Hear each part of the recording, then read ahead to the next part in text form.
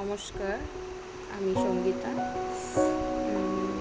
আমি হাবড়াতে ছিলাম এতদিন। আমার এখন বিয়ে হয়ে গেছে, বাট একটা কথা, আমার বাবা কাকাদের সবার দোকান স্টেশন চত্বরে, স্টেশন রোড সংলগ্ন এলাকায় ছিল। আমার বাবার দোকানের বয়স 30 বছরের ওপরে। আমার ছোটো কাকার দোকানের বয়সও 30 বছরের বেশি। হ্যাঁ, মেজো কাকার আরও বেশি, প্রায় 50। কথাটা হচ্ছে যে আজকে দিনে দাঁড়িয়ে আমরা সবাই একটা সরকারকে এনেছি, সবাই ভালোবেসে, যাই হোক ভালো মনে করে আনা হয়েছে। হয়তো ফিউচারে যথেষ্ট ভালো কাজ করবে সেই আশাতে। তো 1 মাসও হয়নি সরকার গঠন হয়েছে। ব্যাপারটা হলো, এমন কি হলো 1 মাসের মধ্যে যে স্টেশন সংলগ্ন যারা হকার আছে তাদেরকে উচ্ছেদ করতে হবে? হ্যাঁ, আমাদের রুজি রুটি ওইটাই ছিল বাবা কাকাদের। আমার বাবার বেকারি ব্যবসা ছিল, আমার কাকার কসমেটিক্সের ব্যবসা, আর আমার মেজো কাকার হলো হচ্ছে চায়ের দোকান। তো ব্যাপারটা হলো যে এইটাই তাদের ভরসা, ঠিক আছে? আমরা খুব কোটিপতি মানুষ নই যে আজকে আমাদেরকে উচ্ছেদ করে দিয়েছে, কালকে আমরা একটা দোকান পেয়ে যাব। আর কাদায় পড়লে চামচিকিতেও লাত মারে, এটাও হলো হচ্ছে একটা কথা আছে। হাবড়া সংলগ্ন জায়গায় যেই সব দোকানের দাম 50,000 60,000 টাকাও ছিল না, বা 1 লাখও ছিল না, সেই সব দোকানের দাম এখন ডাবলের ডাবল, ঠিক আছে? ব্যাপারটা হয়েছে আজকে নয় খেটে খাওয়া রুজি রুটি যারা, হ্যাঁ, তাদের পেটে লাত মারছে সরকার, নাকি উন্নত ভারত করবে। প্রথমত কথা, উন্নত ভারত করা ঠিক আছে, কিন্তু এখনো আমাদের ভারতবর্ষ দারিদ্র সীমার মধ্যে। সেইটা দেখতে গেলে অনেক দিক থেকে অনেক কিছু উন্নত করতে হবে। হকার উচ্ছেদ করে, গরিবদের পেটে লাত মেরে যদি তুমি প্রথমেই উন্নত ভারত করতে চাও, তাহলে কি এটা প্রথমেই, আমি জানি না, আমি ভুলও হতে পারি, বা আমাকে কেউ বলতে পারে যে আমি টিএমসি সাপোর্টার, আমি এই আমি ওই, আমি কোনো সাপোর্টার, আমি কোনো কিছু না, আমি পার্টি পলিটিক্স হয়তো জানি না, কিছু জানি না, হয়তো জিরো। বাট আমার কথা একটাই, যে আজকের দিনে দাঁড়িয়ে মানুষদের কি করবে, কি খাবে, উইদাউট 15 ডেজের নোটিসে,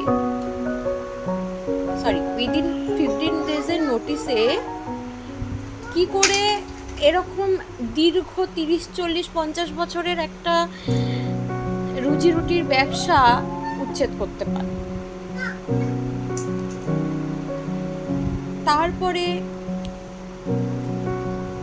এই যে বর্বরতা চলছে চারিদিকে, এটা কি সত্যি আমরা কেউ আশা করেছি? আমরা কেউ করিনি তো।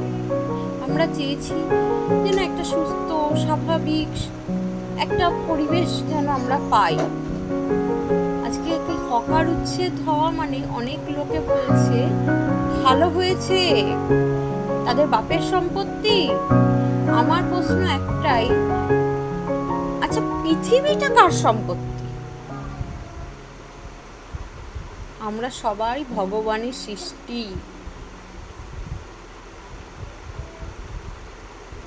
একটু ভাবনা চিন্তা, এত আমি, এত তুমি, এত এই, এত হিংসা প্রতিহিংসা জীবনে কেন? আমি আজকে যখন বাবাদের তাদের দোকানগুলো ভেঙে নিচ্ছে, তাদের নিজের মান সম্মান সব কিছু, কেউ এসে বুলডোজার চালাবে তার থেকে নিজের সসম্মানে তাদের সব কিছু গুটিয়ে নিচ্ছে। তাদের কষ্টটা একবার যদি যারা এসি ঘরে চেয়ারে বসে বড় বড় ডায়লগ দিচ্ছে তারা বুঝতো যে খেটে খাওয়া মানুষদের কষ্টটা, তাহলে বুঝতে পারতো তারা কোটিপতি না। যারা আপনারা বলছেন তারা কোটিপতি। আজকে গরিব মানুষের পেটে লাথ মারলো, কালকে না মধ্যবিত্তের পেটে লাথ মারবে। একটা লোক, আমি ভাবছি যে 30,000 টাকা আমি ধরে নিচ্ছি চাকরি করে, তার সংসার আছে, ভরা সংসার,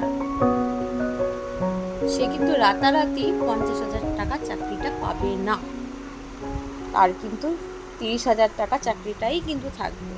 কিন্তু অনেক লোকের এই যে স্টেশন চত্বর বলুন, হ্যাঁ, তাদের কিন্তু অনেক কম টাকায় একটা ব্রেকফাস্ট বলুন, একটা চায়ের দাম বলুন, এভরিথিং কি না পাওয়া যায় হয়েছে।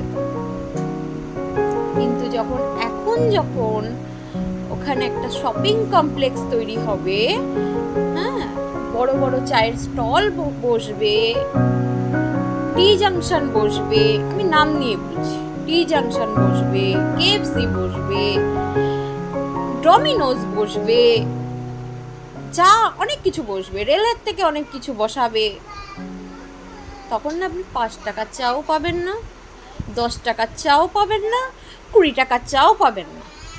একটা মিনিমাম টি জাংশনে চায়ের দাম 30 টাকা, বুঝলেন তো?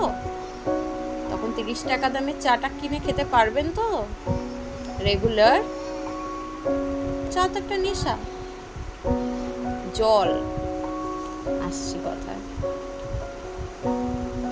জল 10 টাকার জলও পাওয়া যায়। জলের আরেক নাম কি? জীবন। জল 10 টাকায় পাওয়া যায়। একটা টি জাংশনে জল কিনতে যান, একটা কোনো ভালো জায়গায় জল কিনতে যান, একটা জলের বোতলের দাম 100 টাকা, বুঝলেন? কোটিপতির গল্পটা না, বসে থাকলে এই যে গল্পগুলো দিচ্ছেন বসে বসে, তারা কোটিপতি, তাদের কোনো অসুবিধা নেই। তাহলে আপনারা দেখতে পাতেন কারা কোটিপতি, তাদেরকে নয় হলো যে পুনর্নির্বাচন দিতেন না, ঠিক কি না?